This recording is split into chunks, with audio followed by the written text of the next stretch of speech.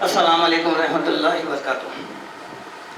الحمدللہ رب العالمین، الصلاۃ والسلام علی رسول الکریم، اما بعد، اعوذ باللہ من الشیطان الرجیم، بسم اللہ الرحمن الرحیم۔ رب اشرح لی صدری ویسر لی امری واحلل عقدۃ من لسانی یفقہوا قولی۔ انشاءاللہ تعالی رمضان المبارک قریب ہے، اسی کے ضمن میں آج میں نے قرآن اور رمضان کے تحت قرآن کی کچھ آیتوں کو پیش کرنے کی سعادت حاصل کروں گا، کیونکہ قرآن کا اور رمضان کا یہ ایک باہمی تعلق ہے، دونوں لازم اور ملزوم ہیں۔ ہم کو قرآن یاد آتی ہے صرف رمضان میں، جبکہ قرآن کا جو پیریڈ ہے وہ 23 سالہ زندگی پر مشتمل ہے۔ قرآن بیک وقت نازل نہیں ہوئی، بلکہ 23 سال میں تھوڑا تھوڑا نازل ہوتے گیا ہے۔ اس کی وجوہات بھی تھی، انشاءاللہ بات کے آیتوں میں آئیں گے انشاءاللہ۔ لہذا سب سے پہلے انشاءاللہ تعالیٰ سورہ بقرہ کی آیت نمبر 183 کی تلاوت کروں گا۔ ارشاد ربانی ہے، یا ایھا الذین آمنوا کتب علیکم الصیام کما کتب علی الذین من قبلکم لعلکم تتقون۔ ارشاد فرماتے ہیں اللہ تعالیٰ، یا ایھا الذین آمنوا، اے وہ لوگوں جو ایمان لائے ہیں۔ مخاطب ہے صرف اہل ایمان سے، تمام انسان اس سے مراد نہیں ہے۔ صرف مسلمان جو ایمان لا گیا ہے وہ پابند ہے شریعت کا، اور جو ایمان نہیں لایا اس کے اوپر شریعت کی کوئی حکم اس کے اوپر اطلاق نہیں ہو سکتا اس کا۔ یا ایھا الذین آمنوا کتب، تم پر فرض کر دیا گیا ہے، علیکم الصیام یعنی روزے، رمضان کے روزے تم پر فرض کر دیے گئے ہیں۔ صوم کہتے ہیں روزے کو، صیام اس کی جمع ہے۔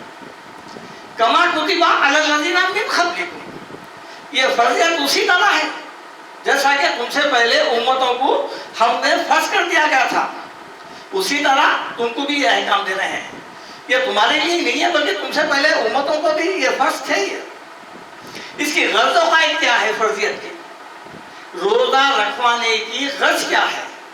لعلکم تتقون، تاکہ تمہارے اندر تقویٰ پیدا ہونا، تم متقی بن جانا، پرہیزگاری آنا تمہارے اندر۔ یہ ہے اصل اللہ تعالیٰ کا منشا بندوں کے لیے۔ تذکیر کرنا چاہ رہا اللہ تعالیٰ، تطہیر کرنا چاہ رہا بندوں کی، ان کو پاک اور صاف کرنا چاہ رہا اس آیت کے ذریعے سے۔ اور یہ روزے کتنے ہیں؟ ایام معدودات، گنتی کے چند دن کے ہیں۔ دیکھیے آپ، تقویٰ، روزے کا مقصد کیا ہے؟ تقویٰ، پرہیزگاری۔ ہر عبادت کا ماخذ کیا ہے؟ تقویٰ۔ اگر آپ قربانی کر رہے ہیں، کیا حکم ہے؟ دیکھیے آپ اس میں، لَن يَنَالَ اللَّهَ لُحُومُهَا وَلَا دِمَاؤُهَا، اللہ تعالیٰ کو نہیں پہنچتا جو قربانی کر رہے ہیں اس کا گوشت اور اس کا خون۔ پھر پہنچتا کیا ہے؟ وَلَٰكِن يَنَالُهُ التَّقْوَىٰ مِنكُمْ، تمہارا جو تقویٰ ہے نا وہ پہنچتا ہے۔ تمہارا گوشت تم ہی کھا لو، خون بہا دو، ختم ہوگی بات۔ یہ قربانی جانوروں کو کرنا یہ تقویٰ کی ایک علامت ہے، لیکن تقویٰ نہیں ہے۔ ویسے تو بکرے قصاب کئی کاٹتے رہتا ہے، کیا متقی ہو گیا وہ؟ نہیں، بلکہ اس تقوی کے ذریعے سے دیکھیے آپ، قرآن کا مقصد کیا ہے؟ ھدی للمتقین، قرآن بھی آپ کو متقی بنانا چاہ رہی ہے۔ اور پھر جنت میں کون جائے گا؟ مجھے ساری قرآن میں ایک آیت بھی ایسی نہیں ملی جو جنت مسلمانوں کے لیے ہے، عام مسلمانوں کے لیے ہے، بلکہ کئی آیتیں ایسے ہیں، وَسَارِعُوا إِلَىٰ مَغْفِرَةٍ مِّن رَّبِّكُمْ وَجَنَّةٍ عَرْضُهَا السَّمَاوَاتُ وَالْأَرْضُ، دوڑو اس اللہ کی مغفرت کی طرف، جنت کی طرف جس کی وسعت زمین و آسمان کے برابر ہے۔ کس کے لیے تیار ہے؟ اُعِدَّتْ لِلْمُتَّقِينَ، متقین کے لیے تیار ہے۔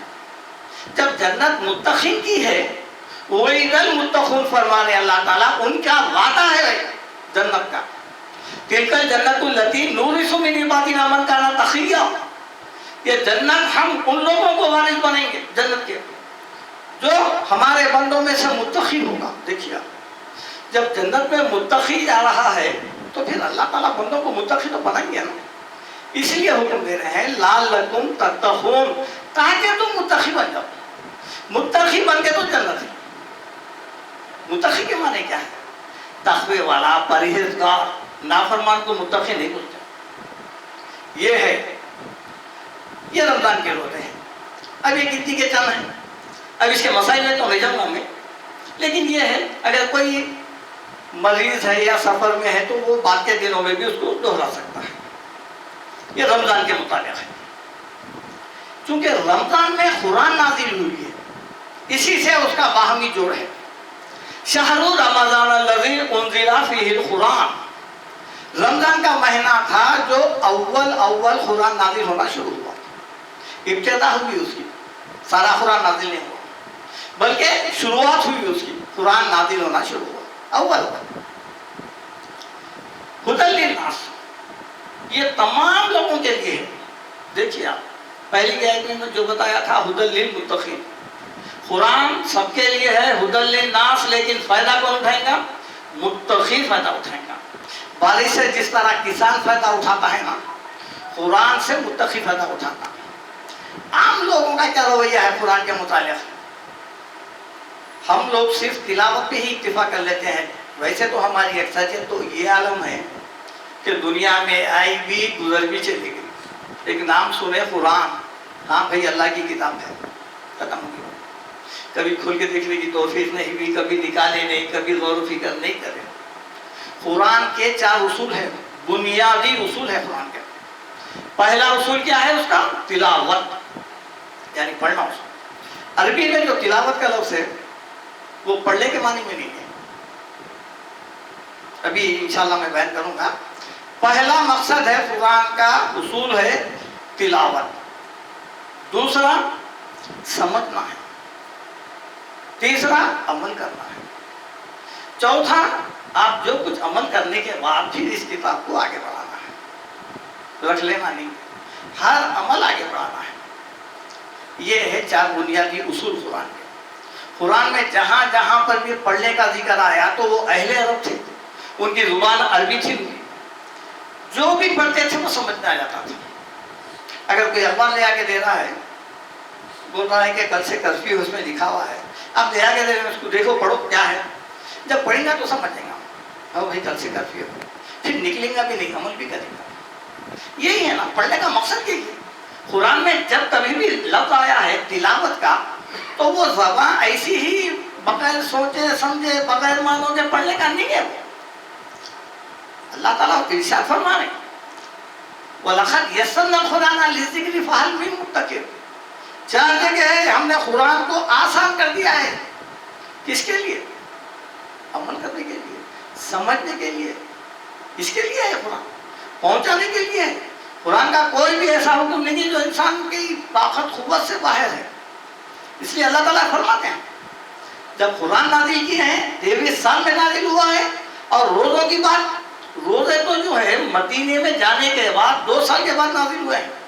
یعنی اللہ کے رسول کی بعثت نبوی سے لگ بھگ تقریباً 15 سال کے بعد جو ہے نا روزے نازل ہوئے. لیکن قرآن کا دور چلتے رہا، قرآن نازل ہوتا رہا، اور 15 سال تک جو کام ہوا ہے وہ کس بنیاد پہ ہوا؟ صرف توحید، بتوں کی مذمت، غیر اللہ کی مذمت، یہ نازل ہوتے گیا. اور پھر جنت، دوزخ، فکر آخرت پیدا کرتے گیا قرآن. عدل، انصاف، مساوات، یہ شرعی احکام جتنے بھی ہیں وہ مدینے میں جانے کے بعد نازل ہوئے. نہیں، نماز کا بھی جو با جماعت اہتمام ہوا ہے وہ مدینے میں جانے کے بعد ہوا ہے. لیکن قرآن تو نصیحت ہے نا، تو اس کے لیے 23 سال کا عرصہ لگا تاکہ ایک ایک حکم آسانی سے انسان اس کے اوپر عمل کر سکے. تلاوت کیسی ہونا چاہیے؟ اللہ کے رسول کو اللہ تعالیٰ ارشاد فرماتے ہیں وَرَتِّلِ الْقُرْآنَ تَرْتِيلًا. سورہ مزمل آیت نمبر 4. قرآن کو رک کر ٹھہر کر پڑھا کیجیے، کوئی جلدی نہیں. رتل کہتے ہیں ایک جملے کو سمجھنے کے بعد دوسرا جملہ پڑھنا، پوری اچھی طرح سمجھ جانا.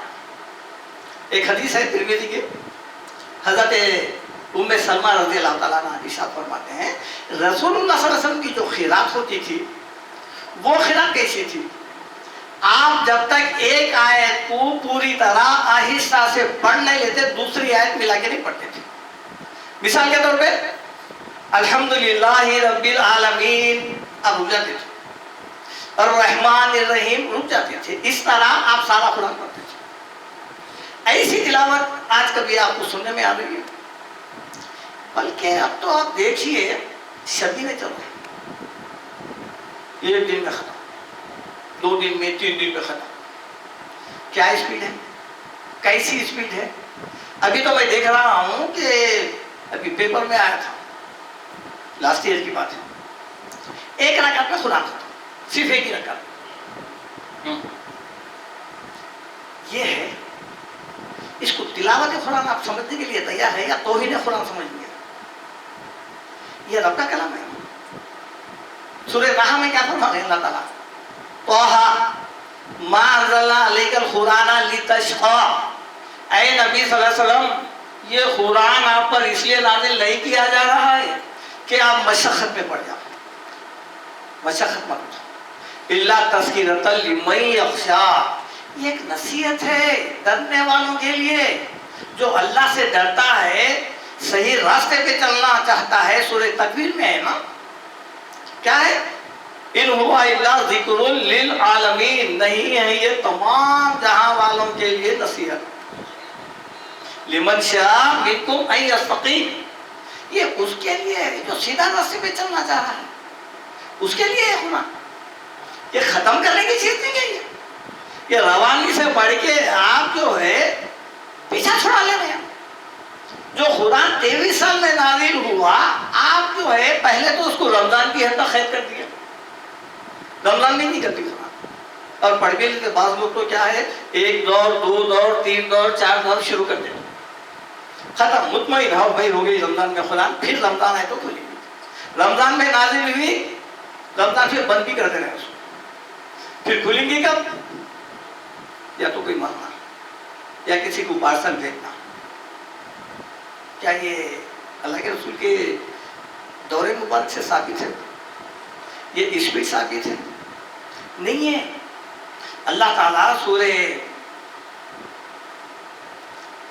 قیامہ میں ارشاد فرماتے ہیں لا تحرک بہ لسانک. اے نبی صلی اللہ علیہ وسلم, آپ اپنی زبان کو جبرائیل امین سناتے وقت میں جلدی جلدی حرکت مت دو. لتعجل بہ, جلدی جلدی مت کرو. دیکھیے اللہ کے رسول کو بتا رہے ہیں جلدی نہیں, سمجھ کے پڑھیے. پھر اسی کے بعد والی آیتوں میں کیا ہے؟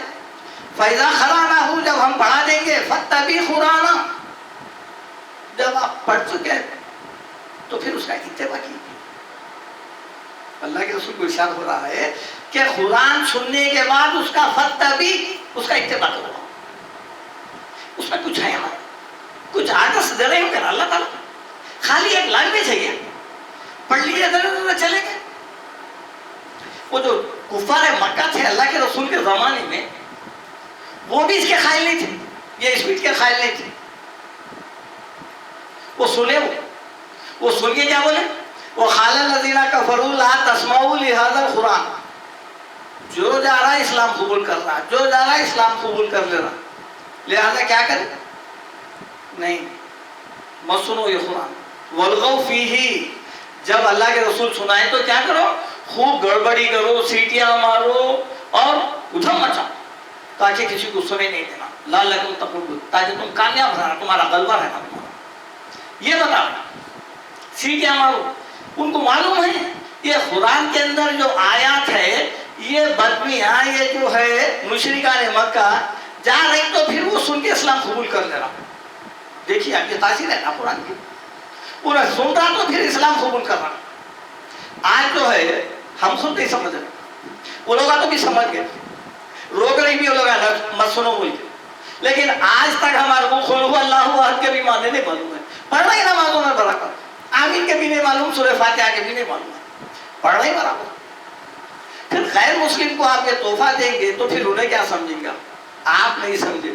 اور بازار تک کچھ ایسے تنظیمیں بھی نکل گئے اپنی اپنی کتابوں کو فروغ دینے کے لیے. کیا بول رہے ہیں؟ آپ قرآن نہیں سمجھ سکتے, آپ جو ہے سمجھ نہیں سکتے. پھر کون سمجھ جائیں گے؟ عالموں سمجھنے کی چیز ہے. اچھی بات ہے جو آپ کے عالمہ جو کتاب سمجھ کے تفسیر کرے نہیں, ترجمہ کرے نہیں, وہ جو اپنی خود کو اپنے حلقے کے لوگوں کو وہ جو 14 علوم ہونا 40 علوم ہونا, بھیا تفسیر کرنے کو نکلا. ارے جو آلریڈی جو ترجمہ کر چکے ہیں وہ تو دوسرے کتابیں سمجھ میں آ رہا ہے, یہ کتابیں سمجھ میں نہیں آ رہی. مساجد میں جا کے دیکھیے ریحال کے اوپر کیا کون سی کتاب ہے, گھر اللہ کا ہے, نماز میں اللہ کی کتاب پڑھے ہیں, اور پھر نماز کے بعد کون سی کتاب پڑھ کے سنا رہے ہیں, کس کی پڑھ کے سنانا چاہیے تھا. یہ تحریک چل رہی ہے, گڑبڑی کرو تاکہ جو ہے نا تم غالب رہنا. لیکن قرآن کیا کہہ رہا ہے؟ نہیں, کوئی جلدی نہیں. لا تحرک بہ لسانک, آپ اپنی زبان کو جلدی حرکت مت دیجیے. لتعجل بہ, آپ سمجھتے ہوئے آہستہ آہستہ اس کو جو ہے تو پڑھا کیجیے. سنقرئک فلا تنسى, اللہ تعالیٰ ارشاد فرمایا اے نبی صلی اللہ علیہ وسلم ہم آپ کو پڑھا دیں گے, آپ نہیں بھولیں گے, ہم اچھی طرح پڑھا دیں گے. یہ صرف رسول پہ نہیں ہے, آپ جو بھی آیتیں پڑھیں گے وہ بھی اللہ تعالیٰ آپ کو جو ہے نا ذہن نشین کرا دیں گا. قرآن کی ہر آیت سمجھنے کے لیے ہے, عمل کرنے کے لیے ہے. خالی پڑھنا ہے نہیں, خالی پڑھنے کے ساتھ ساتھ ترجمہ پڑھ لیے تو آپ وہ آیت کا مقصد سمجھ گئے. ابن ماجہ کی ایک روایت ہے, اس میں اللہ کے رسول کا ارشاد ہے ایک آیت پڑھ لینا زمانی وہ 100 نفل نمازوں سے بہتر ہے. اور اگر وہ معنوں کے ساتھ سمجھ گیا ہے تو پھر 1000 رکعت نمازوں سے بہتر ہے. ایک شخص 1000 رکعت نماز پڑھ رہا ہے, ایک شخص ایک آیت اس کا معنی یاد کر لیا, وہ بہتر ہے.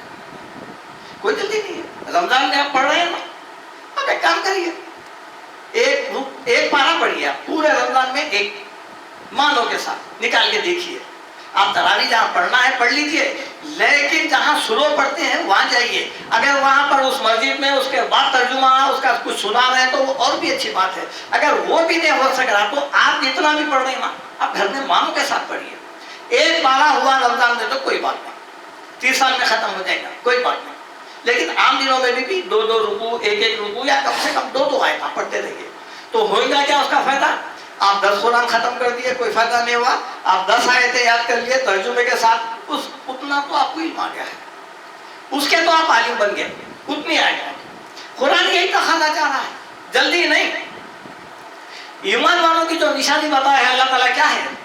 الذین آتیناہم الکتاب یتلونہ حق تلاوتہ, ہم نے جن کو کتاب دی ہے وہ لوگ اللہ کی کتاب کی تلاوت کرتے ہیں اور پھر کیا کرتے ہیں؟ اس کا حق ادا کر دیتے ہیں. جو کچھ پڑھا گیا ہے اس پر عمل کرنا, حق ادا کرنا ہے, یہ ہے. وَمَن يَكْفُرْ بِهِ, اور جو اس کے اوپر عمل نہیں کرتا فَأُولَٰئِكَ هُمُ الْخَاسِرُونَ, وہ خسارے میں پڑنے والا ہے. ظاہر ہے آپ قرآن میں جتنے بھی احکام ہیں, شریعت ہے, توحید ہے, جنت دوزخ کی باتیں ہیں, آپ کو کیسا ملیں گے؟